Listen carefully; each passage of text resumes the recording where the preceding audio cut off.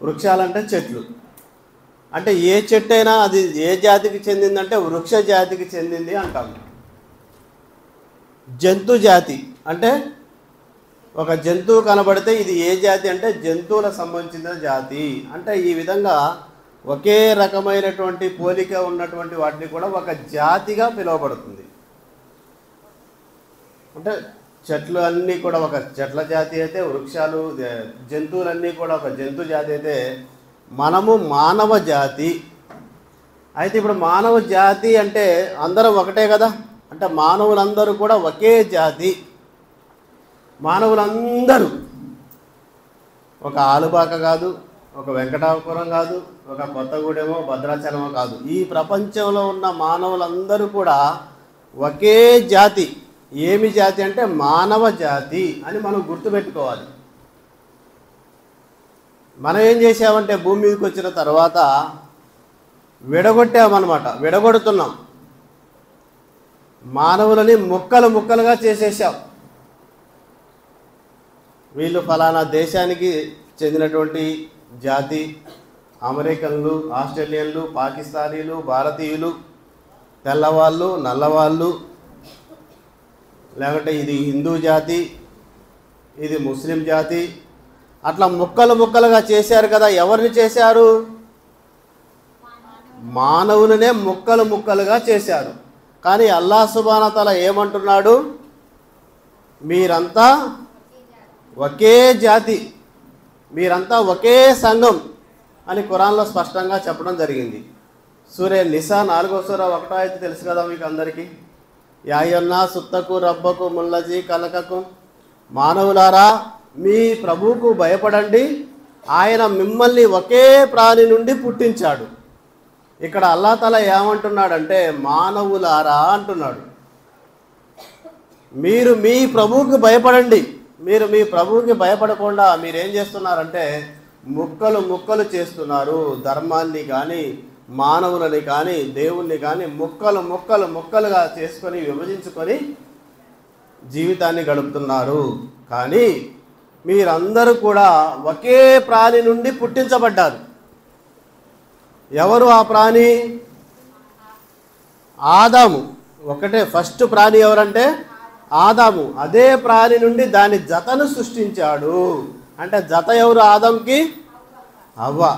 ఇంకా ఆ జంట ద్వారాగా అనేక మంది పురుషులను స్త్రీలను ఈ అవనిలో వ్యాపింపజేశాడు.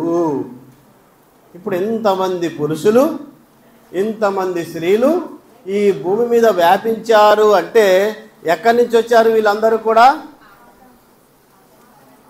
ఆదం హవ్వ జంట ద్వారానే పుట్టించబడ్డారు. కాబట్టి ఏ దేవుని పేరు చెప్పుకొని పరస్పరం మీరు మీ హక్కులని కోరుకుంటారో ఆ దైవానికి భయపడండి, బంధుత్వ సంబంధాలను తెంచటం మానుకోండి అంటున్నాడు. ఏం మానుకోవాలంట? మనం తెంచేశామా? బంధుత్వ సంబంధాలు తెంచేశామా? ఎట్లా తెంచారు చెప్పండి? వీళ్ళు మా వాళ్ళు, మా ముస్లింలు, వాళ్ళు హిందువులు, లేకుంటే వీళ్ళు మా వాళ్ళు కాదు, వాళ్ళకు సంబంధించిన వాళ్ళు, వీళ్ళు మా ఊరోళ్ళు కాదు, మా దేశం వాళ్ళు కాదు, మా జిల్లా వాళ్ళు కాదు, మా జాతి వాళ్ళు కాదు, మా కలర్ కాదు, మా వ్యవహారం కాదు అన్నట్టుగా ఒక్కొక్కరు అసలు ఒక్కొక్కరు ఒక్కొక్క జాతిని సృష్టించుకున్నారు అన్నమాట. అల్లాహ్ ఏమంటున్నాడు అంటే దీనిని మీరు మానుకోండి అంటున్నాడు. బంధుత్వ సంబంధాలను తెంచటం మానుకోండి అంటున్నారు. ఇప్పుడు మనము ఎలా ఉండాలి అంటే అందరినీ కూడా ఈ అవనిలో వ్యాపించినటువంటి అల్లాహ్ తఆలా వ్యాపింపజేసినటువంటి ప్రపంచంలో ఉన్నటువంటి మానవులందరినీ కూడా మనం ఎక్కడ కలుపుకోవాలి? మా బంధువులే, వీళ్ళు ఆదం హవ్వ సంతానమే. ఎలా కలుపుకోవాలని? మన తాత ఫస్ట్ మానవుడు అక్కడి నుంచి వచ్చిందే వాళ్ళు, అక్కడి నుంచే మనము కూడా వచ్చాము. వాళ్ళు మనం వేరు వేరు కాదు, మన బంధువులే అనుకోవాలి.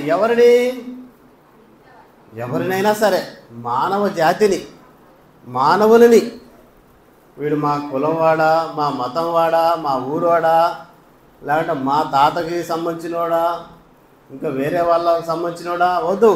ఎవరైనా సరే ఎలా మనం భావించాలి వాళ్ళని? నా బంధువు అని మనల్ని దగ్గరికి తీయాలి. అర్థమైందా? అంటే జాతి సమైక్యత అంటే ఇంతేనా?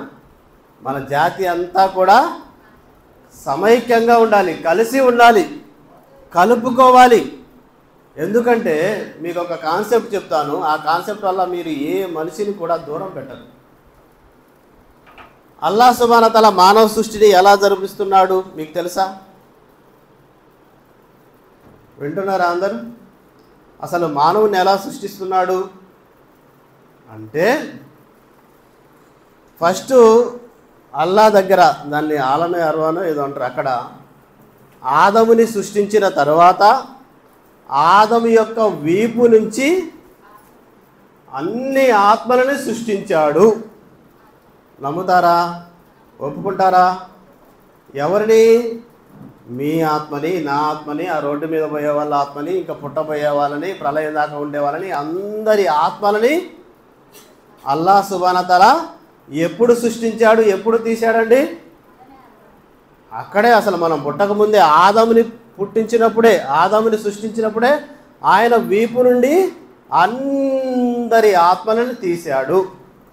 అక్కడ కుల మతాలు లేవు, జాతి భేదాలు లేవు, అన్ని ఆత్మలు ఒకటే అక్కడ కలిసి ఉన్నాయి. మీరు ఆ చర్చికి వెళ్ళే వాళ్ళు, ఆ గుడికి వెళ్ళే వాళ్ళు, అసలు ఎటు వెళ్ళని వాళ్ళు, అందరి ఆత్మలు కూడా అక్కడ కలిసే ఉన్నాయి. అక్కడ పంచాదాలు లేవు, కొట్లాడుకోలే. ఆ ఆత్మలందరినీ ఎవరు సృష్టించారు? అల్లాహ్ సుబ్హానహు వ తఆలా అక్కడ సృష్టించాడు. అంతే కదా? ఇది నిజం కదా, వాస్తవం కదా? తర్వాత ప్రాసెస్ ఏంటి? ఒక ఆత్మని ఒక తల్లి గర్భంలో ప్రవేశపెడుతున్నాడు, ఇంకొక ఆత్మని తల్లి గర్భంలో ప్రవేశపెడుతున్నాడు, ఇంకొక ఆత్మని ఒక్కొక్క ఆత్మని ఏం చేస్తున్నాడు? అక్కడి నుంచి తల్లి గర్భాలలో ప్రవేశపెట్టి పిల్లవాడిని తయారు చేసి భూమి మీద పుట్టిస్తున్నాడు. ఇది విషయం. ఇప్పుడు చూడండి, అక్కడ విభేదాలు లేవు కదా. ఇప్పుడు మనలోకి వచ్చినటువంటి ఆత్మని ఎవరు సృష్టించారు? అల్లాహ్ సుబ్హానహు. రోడ్డు మీద ఒక అమాయకుడు వెళ్తున్నాడు, అతనిలో కూడా ఆత్మ ఉన్నది. అతని శరీరాన్ని చూడొద్దు, అతనిలో కూడా ఆత్మ ఉన్నది. ఆ ఆత్మని ఎవరు సృష్టించారు? అల్లాహే. అల్లాహ్ సుబ్హానహు వ తఆలా ఏ విధంగానైతే నా ఆత్మను సృష్టించాడో అదేవిధంగా అతని ఆత్మను సృష్టించాడు. అక్కడ రంగు భేదం, జాతి, దేశము, మండలము, ఊరు, ఇవన్నీ జాతులు అనేది ఏమీ లేదు. అదే ఆత్మ అతనిలో ఉంది, అదే ఆత్మ నాలో ఉంది. ఇప్పుడు మనము సమానంగా చూడాలి, శరీరాలను చూడొద్దు. మనం ఏం చేస్తున్నామంటే వాళ్ళ యొక్క విధానము, వాళ్ళ యొక్క నడవడిక, వాళ్ళ యొక్క రంగు, రూపు చూసి వీళ్ళు మనవాళ్ళు కాదు, అబ్బో వీళ్ళతో మాట్లాడకూడదు, వీళ్ళు మన జాతి కాదు, మన దేశం కాదు, మన ఊరు కాదు, మన కులం కాదు, మన మతం కాదు అని వేరు చేస్తున్నాము మానవ జాతిని. అసలు విషయం ఏమిటంటే అక్కడ రూపుని, రేఖలని చూస్తున్నాము, రంగును చూస్తున్నాము, కానీ మనం ఏం చూడాలి? అది విషయం. నాలో ఏదైతే ఆత్మ ఉందో ఈ ఆత్మని అల్లాహ్ నాకు ఇచ్చాడు. వాడి శరీరంలో కూడా, అతని శరీరంలో కూడా, ఆమె శరీరంలో కూడా అల్లాహ్ ఇచ్చిన ఆత్మనే ఉన్నది. కాబట్టి ఈ ఆత్మతోటి చూస్తే అప్పుడు అందరం సమానమైపోతాం కదా, విభేదించుకోము కదా. అప్పుడు మానవ జాతి అంతా కూడా ఒకటిగా ఉంటుంది కదా, అవునా కాదా? అతడు ఎలాంటి వాడైనా సరే ఆత్మతోటి మనం ట్రాలీ చేసుకోవాలి, శరీరంతో ట్రాలీ చేసుకోకూడదు. అందుకనే ప్రవక్త ముహమ్మద్ సల్లల్లాహు అలైహి వసల్లం గారు కూడా చెప్పారు, అల్లాహ్ సుబ్హానహు వ తఆలా మీ రూపురేఖల్ని, మీ సిరి సంపదల్ని చూడడు, మీ హృదయాలని చూస్తాడు, మీ ఆచరణని చూస్తాడు. మీ హృదయంలో ఏముంది? ఇదేనా ఉంది ఇప్పటిదాకా? ఏముంది మా హృదయంలో? వీడు మనవాడు కాదు. అల్లాహ్ సుబ్హానహు వ తఆలా అతనిని ప్రేమిస్తున్నాడు కదా. మనం ఎవరినైతే అసహించుకుంటున్నామో, మన మతం కాదు అంటున్నాము, మనం కులం కాదు అంటున్నాము, అల్లాహ్ సుబ్హానహు వ తఆలా అతనికి గాలిని ఇస్తున్నాడు కదా, అంటే ప్రేమిస్తున్నట్టే కదా. అతనికి ఆహారాన్ని ఇస్తున్నాడు కదా, అంటే అతనిని ప్రేమిస్తున్నట్టే కదా. అతనిని జీవింపజేస్తున్నాడు కదా. అసలు అతనిలో ఉన్న ఆత్మ ఎవరిచ్చింది? అల్లా ఇచ్చిందే కదా. అల్లా ఇచ్చిన ఆత్మని మనం ద్వేషిస్తామా? ఎంత తప్పు చేస్తున్నాము? అల్లా ఇష్టపడి ఒక ఆత్మని ఒక శరీరంలోకి పంపిస్తే మనం ఏం చేస్తున్నాం? చిచ్చి చిచ్చి ఇది మనది కాదు అంటున్నాము. కానీ అల్లాదే కదా మనది కాకున్నా కానీ, అల్లాది అయినప్పుడు అది మనదే కదా, అవునా కాదా? కాబట్టి ఎలాంటి భావన ఉండాలి? మన హృదయంతో ఆలోచించాలి. ఎవరిని కూడా విభేదించొద్దు, ద్వేషించొద్దు, దూరం పెట్టొద్దు. ప్రతి మానవుడు కూడా ఇతనిని అల్లాయే సృష్టించాడు, ఇతని శరీరంలో ఉన్న ఆత్మ అల్లా ఇచ్చినదే, నా శరీరంలో ఉన్న ఆత్మ కూడా అల్లా ఇచ్చినదే. కాబట్టి ఇతనిని నేను సహృదయంతో మంచిగా చూడాలి, ప్రేమించాలి, మాట్లాడాలి అని అలాంటి మెతకత హృదయం ఉండాలి. శత్రువులని కూడా ప్రేమించే హృదయం మనలో ఉండాలి. కానీ మన మిత్రులనే దూరం చేసుకునే హృదయం మనలోకి వచ్చేసింది. మన ముస్లింలో, లేకుంటే మన వాళ్ళు, మన తోటి వాళ్ళు, మన ఇంటి వాళ్ళు, వీళ్ళనే మనం ఏం చేస్తున్నాము? ద్వేషిస్తున్నాము, దూరం పెడుతున్నాము, విడగొడుతున్నాము. కానీ అల్లా ఏమంటున్నాడు? ఈ ప్రపంచంలో ఉన్న మానవులందరూ కూడా ఒకటే జాతి, మీరంతా ఒకటే, వేరు వేరు కాదు. మీరు బంధుత్వ సంబంధాలను తెంచవద్దు, తెంచటం మానుకోండి అంటున్నాడు. తెంచుదామా మరి ఇప్పటి నుంచి? తెంచకూడదు కదా. తెంచామా లేదా? తెంచకూడదు. మనం ఏదో కొద్దిగా తెలుసుకున్నాము, ఖురాన్ చదివాము, విశ్వాసం అంటే మనం గంతులేస్తే ఎట్లా? ఎంత బాధ్యత పెట్టాడు అల్లా సుబ్హానహు వ తఆలా. వాడు ఎదుటి వాడికి ధర్మం తెలియకుంటే ధర్మాన్ని బోధించాలే తప్ప దూరం పెట్టొద్దు. మనం ఏం చేశాము? వామ్మో వీళ్ళు ముస్లింలు కాదు, వీళ్ళు మస్జిద్కి వచ్చేవాళ్ళు కాదు, మనోళ్ళు కాదు అంటున్నాం. వాళ్ళకి తెలియదు. ఆ బాధ్యత నీకు ఇచ్చాడు కదా, ఆ బాధ్యతని మనము నెరవేర్చాలి. నెరవేర్చిన తరువాత అతను మనకి బంధువు అయిపోతాడు. ప్రవక్త ముహమ్మద్ సల్లల్లాహు అలైహి వసల్లం గారి యొక్క జీవితంలో ఎలాంటి సంఘటనలు ఎన్ని జరగలేదు, ఎన్ని వినలేదు? మీరు విన్నారా లేదా? అంటే ఒక చిన్న సంఘటన చెప్తా, అది మీకు తెలిసే ఉంటుంది. ప్రవక్త గారు నమాజ్కి వెళుతూ ఉండేవారు. ఒక స్త్రీ చెత్తని మీద వేసేది. అప్పుడు ప్రవక్త గారు ఏడాపెడా 2 చెంపలు వాయించి కాళ్ళు ఎరగొట్టాడుగా, లేదా? అరే చెత్త మీద పోస్తే అట్లనే చేయలేదు, మనమైతే చేస్తాంగా. ప్రవక్త గారికి తెలియదు అనుకుంటా, కొట్టాలని తెలియదు, అవునా కాదు? ఏం చేశారు? దులుపుకొని వెళ్ళిపోయారు. మళ్ళీ ఒక్కరోజు అంటే ఓర్చుకోవచ్చు, రెండో రోజు ఊరుకుంటాడా? రెండో రోజు కూడా చెత్త పోసింది. ఇక రెండో రోజు ఎట్లయినా చెత్త పోతుందని ఏం చేసిండు? కర్ర తీసుకొని వచ్చిండు కదా, కాదా? ఏం చేసిండు? కత్తి తీసుకొని వచ్చినా ఏం చేసిండు? ఏమనలేదు కదా. మనమైతే అదేగా చేసేది. ఈరోజు చూద్దాం, ఈరోజు కనుక చెత్త పోయాలి, ఈ కర్ర ఎరగటమా చచ్చిపోవటమా అనేది చూసుకోవాలి. అట్లనే కదా మన మనసుంది, మన హృదయాలు అలానే ఉన్నాయి కదా, లేవా? నిలబడండి. లేదండి నా హృదయం అలాంటిది కాదు, నా మీద చెత్త పోసినా కానీ నేను దులుపుకొనే పోతాను అనే వాళ్ళు ఒక్కరు నిలబడండి. అబ్బో, వాళ్ళ మాట అనకముందే 10 మాటలు అంటాం. ఒకవేళ ఒక్క మాట అంటే వాళ్ళ పని అయిపోయినట్టే. అట్లా ఉంది మన హృదయాలు, అట్లున్నాయి. నేను టాలీ ఎందుకు చేస్తానంటే ఎంత తేడా ఉందో చూడండి, ఎందుకు తప్పు జరుగుతుందో గమనించండి.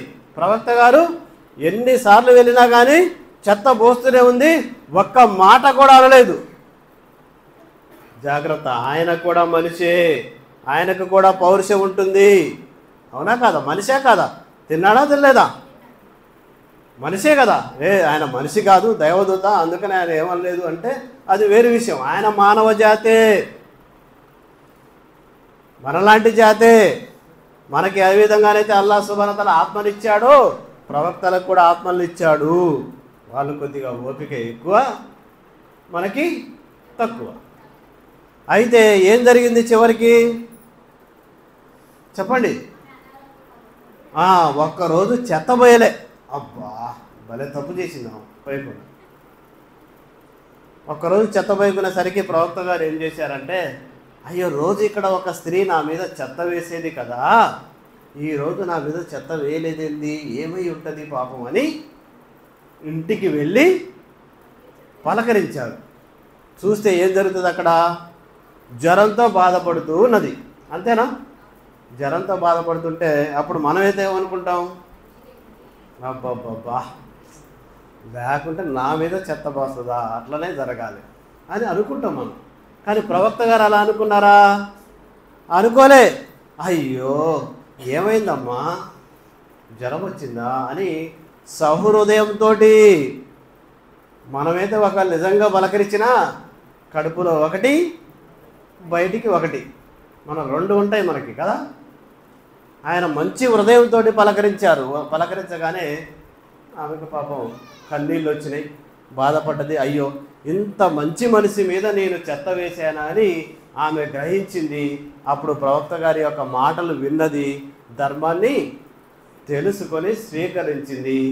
ఆమె కూడా కలిసిపోయింది, మంచి జాతిలో కలిసిపోయింది. అవునా కాదా? ఇది ఎందుకు చెప్పానంటే, ఇలాంటివి చాలా ఉన్నప్పటికీ, ఈ ఆలుబాగ మసీదులో ఉండే చాలా విషయాలు తెలుసుకున్నప్పటికీ మన హృదయాలలో మార్పు వస్తుందా? అసలు ఏమన్నా?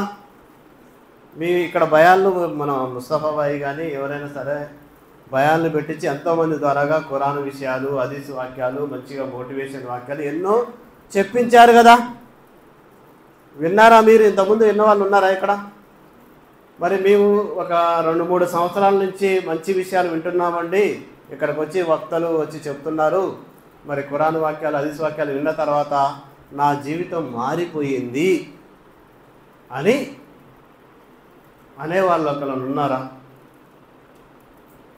ఎట్టంటే అట్లా మారాలిగా. మరి ఇంకేం సుఖం, ఇంత ఒత్తుకొని ఇంత చెప్పి తీసుకురావాలి కదా. ఇప్పుడు ఈ ప్రవక్త గారు ఏదైతే ఒక మోడల్ మనకి ఇప్పుడు నేను చెప్పానో, అందులో కనీసం ఒక 10వ వంతైనా మన జీవితంలోకి వచ్చిందా? ఎవరైనా మనల్ని మాటలు అంటున్నా కానీ పట్టించుకోకుండా ఉండటము, పోనీలే అని వదిలిపెట్టడము జరుగుతుందా? అల్లాహ్ సుబ్హానహు వ తఆలా 42వ సూరాలో ఏమంటారంటే, చెడుకి ప్రతిక్రియ అదే రకమైన చెడు అంటాడు. 42 రాసుకున్నది కరెక్ట్. 42 43 సూర 42వ సూర, కానీ ఆయత కూడా 42 అవుతుందో 43 అవుతుందో అంటున్నా.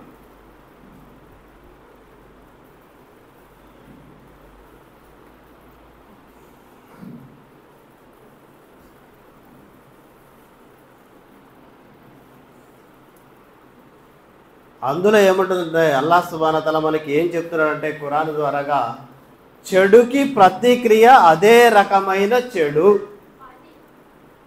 పాటియా? ఓకే. చెడుకి అంటే ఎవరైనా మనల్ని తిడితే, ఎవరైనా మనల్ని కొడితే, ఎవరైనా మనల్ని ఇబ్బందులు పాలు చేస్తే మనం ఏం చేయొచ్చు చెప్పండి? చెడుకి ప్రతిక్రియ అంటే ప్రతీకారము, అదే రకమైన చెడు. అదే రకమైన చెడు అంటే వాళ్ళు ఏది చేస్తే మనం అది చేయొచ్చు. ఉంది, పర్మిషన్ ఉంది మనకి. కానీ ఎవడైనా క్షమించి వదిలేస్తే అతనికి ప్రతిఫలం ఇవ్వటం అల్లాహ్ యొక్క బాధ్యత అని ఉంటుంది అక్కడ. అంటే ఎవరైనా మనల్ని ఒక చెంపదెబ్బ కొట్టారనుకోండి, దానికి ప్రతీకారం ఏంటి? మనము కూడా ఒక చెంపదెబ్బే కొట్టాలి, 2 చెంపదెబ్బలు కొట్టొద్దు. ఎవరైనా మనల్ని ఒక మాట అన్నారనుకోండి, తిట్టారనుకోండి, మనము కూడా అదే మాట అనాలి. అదే రకమైనటువంటి ప్రతిక్రియ. కానీ అది దానికంటే కూడా మేలైనది చెప్తున్నాను అని ఏమంటున్నాడంటే, ఎవరైనా క్షమించి వదిలేస్తే, క్షమించి వేయాలి. కొట్టినా తిట్టినా క్షమించి వదిలేస్తే దానికి ప్రతిఫలం ఇవ్వటము అల్లాహ్ యొక్క బాధ్యత. దానికి ప్రతిఫలం ఇస్తాడంట. దేనికి? ఒక దెబ్బ కొడితే ఇంకో దెబ్బ కొట్టినది కాదు, ఒక తిట్టు తిడితే ఇంకొక తిట్టు తిట్టినది కాదు, క్షమించి వేస్తే దానికి ప్రతిఫలం ఇస్తాడంట. అల్లాహ్ ప్రతిఫలం కావాలి కదా మనకి. కాబట్టి మనం ఏం చేయాలి? క్షమించి వేయాలి. ఇంకా కింద ఏమంటుంది 43లో, అయితే ఎవరైనా సహనంతో వ్యవహరిస్తే, క్షమించి వేస్తే సహనం వహించాలి. వీళ్ళు గొప్పవాళ్ళు, దెబ్బకు దెబ్బ మాటకు మాట గొప్పవాళ్ళు కాదు. ఇది అల్లాహ్ చెప్తున్నటువంటి, మనకు వ్యవహారం చెప్తున్నట్టుది. మీకు జరుగుతుంది కదా జీవితంలో, ఆ సంఘటనలు జరిగినప్పుడు ఎలా ఉండాలంటే, ఎవరైనా సహనంతో వ్యవహరిస్తే, క్షమించి వేస్తే అది పెద్ద సాహసంతో దృఢ సంకల్పంతో కూడుకున్న పని. సహనం వహించాలంట, క్షమించి వేయాలంట. అలాంటి వారు పెద్ద సాహసంతో కూడుకున్నటువంటి వారు, దృఢ సంకల్పంతో కూడుకున్నటువంటి పని. అంటే పెద్ద సాహసం చేయాలి, త్యాగమూర్తులుగా ఉండాలి, త్యాగశీలులుగా మన జీవితం ఉండాలి. ఎందుకంటే ప్రవక్తల జీవితాలన్నీ కూడా త్యాగాలు త్యాగాలు త్యాగాలు త్యాగాలు. ఆ త్యాగాలు మనకెందుకు చెప్తున్నాడంటే, మనం కూడా త్యాగం చేయాలని, క్షమించి వేయాలి, సహనంతో ఉండాలి, సాహసంతో, పెద్ద సాహసంతో కూడుకున్నటువంటి దృఢ సంకల్పంతో కూడుకున్నటువంటి పని. ఈ పని చేయాలి అని అల్లాహ్ సుబ్హానహు వ తఆలా ఖురాన్ ద్వారాగా మనల్ని చక్కదిద్దుతున్నాడు, సరిచేస్తున్నాడు. మరి మనం సరి అవ్వాలి కదా. ఫస్ట్ ఏం చెప్పుకున్నాం మనం? మానవులందరూ ఒకటే, అందరినీ సమాన భావంతో చూడాలి. ఎలా చూడాలి? నాలాగనే ఉన్నాడు సేమ్, కాబట్టి ఇద్దరు సమానం, అంతేనా? సేమ్ మ్యాచింగ్ అయింది, షర్టు శారీ మ్యాచింగ్ అయింది, వీళ్ళు మనోళ్ళే, అట్లనా?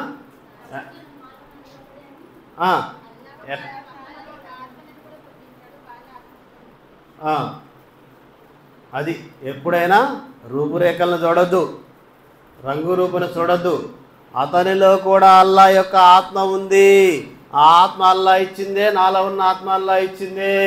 కాబట్టి వారు మేము సమానమే, మానవ జాతి, వాళ్ళు మానవులే మనము మానవులే అని మానవ జాతి అనే భావన మనలో రావాలి తప్ప, అతడు వేసుకున్న డ్రెస్సును బట్టో, అతడి వ్యవహారాన్ని బట్టో, అతడి ఊరిని బట్టో, దేశాన్ని బట్టో, కులాన్ని బట్టో, మతాన్ని బట్టో మనము వేరు చేయకూడదు.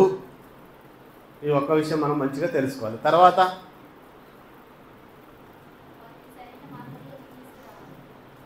వాళ్ళకి సరైన మార్గంలో తీసుకురావడానికి మనం ఏం చేయాలి? ప్రవక్త గారు ఏదైతే ఆ స్త్రీ విషయంలో వ్యవహరించాడో ఆ విధంగా వ్యవహరిస్తే వాళ్ళు మనకు సరైన దారిలోకి వచ్చే అవకాశం ఉంది. అంటే మన పని మనం చేయాలి. వాళ్ళు వస్తారా రారా అది అల్లాహకి మాను. అల్లాహ్ వాళ్ళని ఇష్టపడితే తీసుకొస్తాడు, ఇష్టం లేకుంటే, వాళ్ళ హృదయాలు మంచిగా లేకుంటే వాళ్ళ కర్మకు వాళ్ళ బాధ్యులు. మన కర్మ ఏంటంటే మన దగ్గర ఉన్నటువంటి ధర్మాన్ని, సత్యాన్ని తెలియపరచాలి, వాళ్ళకి అందజేయాలి. ఇది మన యొక్క బాధ్యత. ఇంకా చర్చికి వెళ్ళే వాళ్ళు ఉన్నారా ఎవరన్నా? ఇక్కడ చర్చికి వెళ్ళేవాళ్ళు ఎవరు లేరా? ఎవరు ఉన్నారంటే ఎవరు రాలేదా? చర్చికి వెళ్ళే వాళ్ళు వచ్చారా ఎవరన్నా?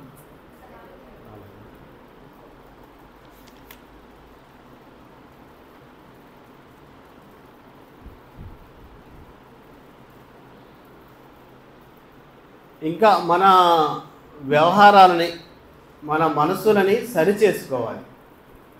వేటిని సరిచేసుకోవాలి? మన వ్యవహారాలని, మన మనస్సుని సరి చేసుకోవాలి. దాన్నే రిపేరింగ్ సిస్టమ్ అంటారు. ఈ రిపేరింగ్ ఎలా చేసుకోవాలో నేను చెప్తాను. అంటే ఇంతకుముందు చెప్పే ఉన్నాను అనుకుంటా. సాధారణంగా మనుషులు ఎలా ఉంటున్నారంటే, మన ఈ పొరపాట్లు, మన తప్పులు ఎన్నో జరుగుతూనే ఉంటాయి. మన జీవిత వ్యవహారంలో మన యొక్క తప్పులు, మన యొక్క పొరపాట్లు జరుగుతూనే ఉంటాయి. అయినప్పటికీ మన తప్పులు, మన పొరపాట్లు అనేది మనకి తెలియవు. మనం వాటిని గుర్తించకుండా సాధారణంగా మనం ఏం చేస్తుంటామంటే ఎదుటి వారి తప్పులని చూస్తూ ఉంటాం. అవునా కదా? అంతే కదా. వీడికి పలానా అలవాటు ఉంది, అలాంటోడు ఇలాంటోడు అని మనం అందరినీ సరి చేయాలని, అందరినీ రిపేర్ చేయాలి, బాగు చేయాలి, అందరినీ ఒక షెడ్డుకు పంపించాలి, ఇది ఎవరు మంచోళ్ళు కాదు, నేను ఒక్కనే మంచోన్ని అన్నట్టుగా అసలు మన తప్పులు మనం చూసుకోకుండా ఎదుటి వాళ్ళ లోపాలను ఎంచుతూ ఉంటాము. ఇది మానవ నైజం. కానీ అల్లా ఏమంటున్నాడు? సూరే 104, ఒకరి లోపాలను ఒకరు ఎంచటంలో ఆసక్తి కనబరిచేవాడు, ధనాన్ని కూడబెట్టి దానిని మాటి మాటికి లెక్కబెట్టి ఉంచేవాడు అయిన ప్రతి వ్యక్తి సర్వనాశనమవుతాడు. అంటే ఇక్కడ అల్లాహ్ సుబ్హానహు వ తఆలా మనల్ని ఏం సరి చేస్తున్నాడంటే, ప్రజలని దెప్పిపడవడంలో అంటాడు. ప్రజలని దెప్పి పడుస్తూ ఉంటారు. పరోక్షంగా వారి లోపాలను ఎంచటంలో ఆసక్తి కనబరిచేవాడు. అంటే మన మానవ నైజం ఏంటంటే, మానవులు ఏం చేస్తుంటారంటే ఎదుటి వాళ్ళని దెప్పిపడటము, లోపాలను ఎంచటము, అది ఒక ఇంట్రెస్ట్ అనమాట. వాళ్ళకి ఆసక్తిగా వాళ్ళ జీవితాన్ని కొనసాగిస్తూ ఉంటారు. కానీ అల్లాహ్ దానిని ఖండిస్తున్నాడా లేదా? ఎవరైతే దెప్పి పొడుస్తూ ఉంటారో, ఎవరైతే లోపాలను ఎంచుతూ ఉంటారో వారు సర్వనాశనమవుతారు, అంటే నరకానికి పోతారు అంటున్నాడు. మరి ఇది జరగకోకుండా ఉండాలంటే మనం ఏం చేయాలంటే, మన లోపాలను సరి చేసుకోవాలి, మనల్ని మనం దెప్పిపడుచుకోవాలి. ఒకరిని ఎత్తిపడటం కాదు, ఒకరి లోపాలను ఎత్తిపడటం కాదు, వేలిపెట్టి చూపటం కాదు, మన లోపాలని సరి చేసుకుంటూ మనల్ని మనం నేనేంది ఇట్లా చేసినా అట్లా చేసినా, నేను పొరపాటు చేసినా, మంచిగా మాట్లాడలేదు కదా అని మన లోపాలని మనం సరి చేసుకోవాలి. దీనికి ఒక చిన్న సబ్జెక్ట్ ఉంది. క్రైస్తవులు అయితే ఎవరు రాలేదా? చర్చికి పోయే వాళ్ళు ఎవరు రాలేదా? సరే, చిన్న సబ్జెక్ట్ ఉంది, చెప్తాను నేను.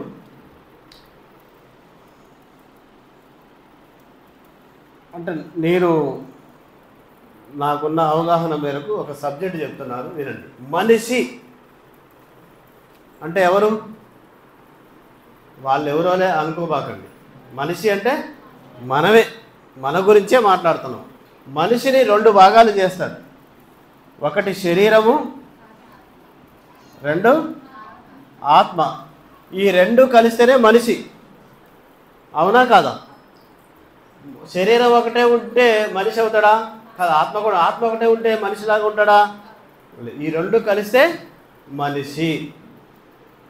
ఇప్పుడు మనందరం బాగుండాలని కోరుకుంటామా? బాధపడాలని కోరుకుంటామా? బాగుండాలని కోరుకుంటాం. మనిషి బాగుండాలంటే శరీరం బాగుండాలి, ఆత్మ బాగుండాలి. శరీరం మంచిగా ఉంటే ఆత్మ బాగలేకుంటే, నేను దీన్ని నాకు అనిపించింది, దీన్ని మనసు అంటాను. ఆత్మని నాకు అట్లా చెప్పుకోబుద్ది. ఆత్మ అంటే మీకు అర్థం కాదు కాబట్టి. శరీరం బాగుండాలి, మనసు కూడా బాగుండాలి. ఈ 2 బాగుంటేనే మనిషి బాగుంటాడు. ఒకవేళ శరీరం మంచిగా అందంగా ఉంది, ఆరోగ్యంగా ఉంది, మనసు బాగలేదు, ఆత్మ బాగలేదు, మనిషి బాగుంటాడా? ఒకవేళ మనసు మంచిగా ఉంది కానీ శరీరం బాగలేదు, జబ్బు పట్టింది, అప్పుడు మనిషి బాగుంటాడా? బాగుండు. కాబట్టి ఈ 2 బాగుంటే మనిషి బాగుంటాడు. ఇప్పుడు మన జీవితం అంతా కూడా, మనం చేయాల్సిన పని అంతా కూడా ఇక్కడే ఉంది. ఎక్కడుంది? ఈ శరీరంలో, ఈ మనసులోనే ఉంది. శరీరాన్ని మంచిగా ఉండేటట్టు చూసుకోవాలి, మనసును కూడా బాగుండేటట్టుగా చూసుకోవాలి. అవునా కాదా? మన జీవితం అంటేనే మన శరీరాన్ని ఆరోగ్యంగా ఉంచుకోవాలి, మన మనసుని కూడా ఆరోగ్యంగా ఉంచుకోవాలి.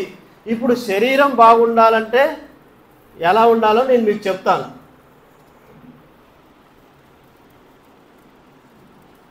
అంటే నాకు తెలిసినవి చాలా ఉన్నాయి. ఒకటి ఏంటంటే, మంచి గాలి పీలవాలి. శరీరం బాగుండాలంటే మంచి గాలి పీల్చుకోవాలి. గాలి చాలా ఇంపార్టెంట్ కదా శరీరానికి. మంచి గాలిని తీసుకోవాలి. వింటున్నారు? అర్థమవుతుందా? ఒకవేళ మంచి గాలి కాకుండా చెడు గాలి పీలిస్తే ఏమవుతుంది? అనారోగ్యం, జబ్బు చేస్తుంది. 2 మంచి నీళ్ళు, గాలి తర్వాత ముఖ్యమైనవి నీళ్లు, మంచి నీళ్లు తాగాలి. ఆరోగ్యకరమైనటువంటి నీటినే తాగాలి. అనారోగ్యకరమైనటువంటి నీటిని తాగితే అనారోగ్యం వస్తుంది. మురికి నీళ్ళు, చెత్తపడ్డ నీళ్ళు, పురుగులున్న నీళ్ళు తాగితే ఏమవుతుంది? జబ్బు వస్తుంది. అంటే శరీరం ఏమవుతుంది? దెబ్బతింటది కదా. గాలి మంచిగా లేకున్నా, నీళ్లు మంచిగా లేకున్నా శరీరం పోతుంది. ఇంకా మూడోది ఏంటంటే ఏంటిది? మంచి ఆహారం తీసుకోవాలి. ఆహారం మంచిగా ఉండాలి. శరీరానికి పురుగులు పడ్డదో, చెత్త ఉన్నదో, కుళ్ళిపోయిందో తింటే ఏమవుతుంది? శరీరం పోతుంది, ఆరోగ్యం పోతుంది, అనారోగ్యం వస్తుంది. అంటే ఈ మూడింటిని మనం కాపాడుకోవాలి. దేనికి? శరీరం ఆరోగ్యంగా ఉండటానికి ఈ మూడు విషయాలను మనం కాపాడుకోవాలి. అప్పుడు మనం ఈ మూడింటిని కరెక్ట్గా మెయింటైన్ చేసుకుంటే కొద్దిగా శరీరాన్ని ఆరోగ్యంగా ఉంచుకునే అవకాశం ఉంది. అయిపోయింది. ఇప్పుడు మళ్ళీ మనము మనసు,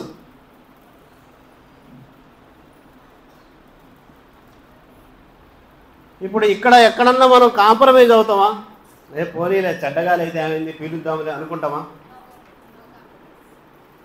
కాదుగా. నీళ్లు తాగేటప్పుడు ఈ మురికి నీళ్ళు ఏం కాదులే తాగుదాంలే అనుకుంటామా? చెత్తపడ్డ నీళ్ళు, పురుగులు ఉన్న నీళ్ళు ఏం కాదులే తాగుదాంలే అని అనుకుంటాం. వామ్మో ఇది చెడ్డ నీళ్ళు, ఇవి మంచి నీళ్ళు కాదు, ఇవి ఆరోగ్యం కాదు, అమ్మ ఈ ఆహారం మంచిది కాదు, జబ్బు చేస్తుంది అని ఎలాగైతే దూరంగా ఉంటామా ఉండమా? ఇది ఒకటి చెప్పండి.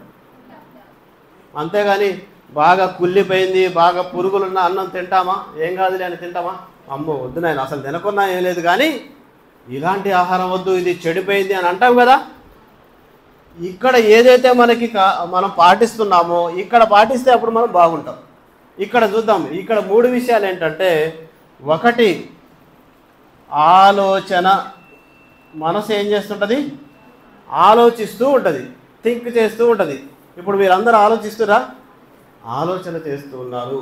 అంటే ఇక్కడ గాలి ఎంత ఇంపార్టెంటో శరీరానికి, మనసుకి ఆలోచన అంత ఇంపార్టెంటు. ఇక్కడ గాలి విషయంలో మనిషి ఏం చేస్తున్నాడంటే మంచి గాలి, ఆరోగ్యంగా ఉండే గాలి పీల్చాలని అనుకుంటాడు, కానీ చెడ్డ గాలి పీల్చాలని అనుకోడు. ఏ విధంగానైతే మంచి గాలి కావాలనుకుంటాడో మరి మనసుతో ఆలోచించేటప్పుడు మంచి ఆలోచన అని ఆలోచిస్తున్నాడా, చెడ్డ ఆలోచన చేస్తున్నాడా? దెబ్బతింటదిగా మనసు. ఇక్కడ ఏ కొద్దిగా తేడా వచ్చినా శరీరం జబ్బు చేస్తుందిగా, దెబ్బతింటదిగా. అట్లనే మనసు బాగుండాలంటే మనం ఏం చేయాలి? మంచి ఆలోచనలు చేయాలి. మంచి ఆలోచనలు ఎట్లా ఉంటాయో తర్వాత చూద్దాం. తర్వాత రెండోది, మంచి నీళ్ళు తాగాలి కదా శరీరానికి. మనసుకి మంచి మాటలు.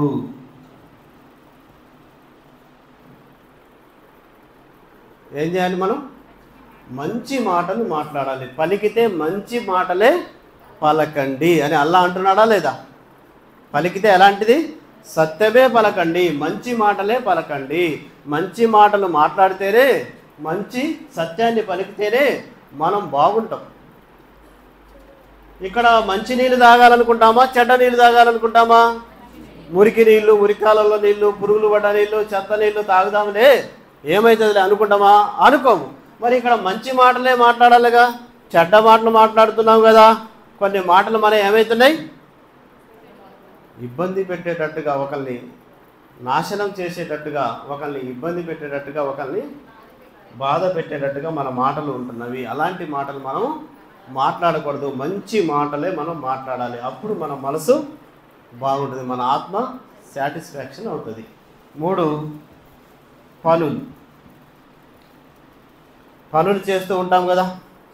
చేస్తామా చేయమా? ప్రతిరోజు ఏదో ఒక పని చేస్తాం కదా. చేసే పనులు ఎలా ఉండాలి? తినే ఆహారం ఎలా మన శరీరానికి తినే ఆహారం ఎలా ఉండాలని కోరుకుంటామో అలానే మన మనసుకి చేసే పనులు మంచిగా ఉండాలని కోరుకోవాలి. మంచి పనులే చేయాలి, చెడ్డ పనులు చేయకూడదు. ఒకవేళ చెడ్డ ఆహారం తింటే ఏ విధంగా శరీరానికి జబ్బు వస్తుందో, చెడ్డ పనులు చేస్తే మనసు దెబ్బతింటుంది, మనసుకి జబ్బు వస్తుంది. విషయం అది. మానసిక జబ్బులు అంటే చేసే పనులను బట్టి, మాట్లాడే మాటలను బట్టి, ఆలోచించే ఆలోచనలను బట్టి మన మనసులు బాధపడుతూ ఉంటాయి. కాబట్టి దీనికి మనం ఎలా ఉండాలంటే మంచి ఆలోచన ఎలా చేయాలి అంటే మనము ఆలోచించే ఆలోచన ఏదైతే థింక్ చేస్తుంటామో ఈ ఆలోచన వల్ల మనకి కానీ మన ఎదురింటి వాళ్ళకి కానీ మన ఊళ్ళో వాళ్ళకి కానీ బంధువులకు కానీ అసలు ఎవ్వరికి కూడా నష్టం జరగొద్దు, బాధపడొద్దు. అలాంటి ఆలోచన చేయాలి. లాభం జరిగే విధంగా ఉండాలి, సంతోషం కలిగే విధంగా మన ఆలోచనలు, మన మాటలు, మన పనులు అలా ఉండాలి. మనకి నష్టం జరగొద్దు, మనకి బాధ కలగొద్దు, ఎదుటి వాళ్ళకి కూడా బాధ కలగొద్దు, నష్టం జరగొద్దు. అలాంటి పనులు మంచి పనులు అవుతాయి, అలాంటి మాటలు మంచి మాటలు అవుతాయి, అలాంటి ఆలోచనలు మంచి ఆలోచనలు అవుతాయి. ఇలా ఉంటే మనసు ప్రశాంతంగా ఉంటుంది. అప్పుడు శరీరం ఆరోగ్యంగా ఉండి మనసు ప్రశాంతంగా ఉంటే మనిషి బాగుంటాడు, మనిషి బాగుంటాడు. కాబట్టి ఇక్కడ రిపేర్ చేసుకోవాలి. మరి మనం మన మనసుని మనం ఏం చేసుకోవాలి? అద్దంలో చూసుకోవాలి. అద్దంలో చూసుకోవడం అంటే మనల్ని మనము సరి చేసుకోవటం. అంటే నేను ఆలోచించే ఆలోచన కానీ, నేను మాట్లాడే మాట కానీ, నేను చేసే పనులు కానీ బాగున్నాయా లేవా అని మనం ఆలోచన చేసుకున్నట్టయితే మనల్ని మనం సరి చేసుకుంటే అప్పుడు బాగుంటాము. కానీ మనం ఎప్పటికీ ఏం చేస్తున్నాము? మనల్ని మనం సరి చేసుకోకుండా ఎదుటి వాళ్ళ లోపాలను ఎంచటము, దెప్పి పడటము, వాళ్ళు అలాంటి వాళ్ళు ఇలాంటి వాళ్ళని వాళ్ళని బాగు చేయాలి, పాపం వాళ్ళని ఏదో సంతోషపెట్టడానికి చేసినట్టుగా వాళ్ళ గురించి ఆలోచిస్తాము. ముందు మనల్ని మనం సరి చేసుకుంటే, మనం బాగుంటే, మన వ్యవహారాలు, మన పనులు, మన మాటలు బాగుంటే ఆటోమేటిక్గా మనల్ని బట్టి వాళ్ళు మంచిగా అవుతారు. అసలు ఇక్కడ జరిగే అద్భుతం ఏంటంటే మన మాటలు బాగోవు, మన వ్యవహారం బాగోదు, అవతల వాళ్ళు బాగుండాలని మనం కోరుకుంటాము. అప్పుడు వాళ్ళు ఏం చేస్తారు? నీ చక్కదనం బాగుందిలే, నువ్వేమో మంచిగా మాట్లాడుతున్నావా, నీ పనులు ఏమో బాగున్నాయా, నాకు చెప్తున్నావు అంటారు. కాబట్టి ముందు మనం ఏం చేయాలి? మనల్ని మనము సరి చేసుకునే ప్రయత్నం చేయాలి, అప్పుడు బాగుంటాం.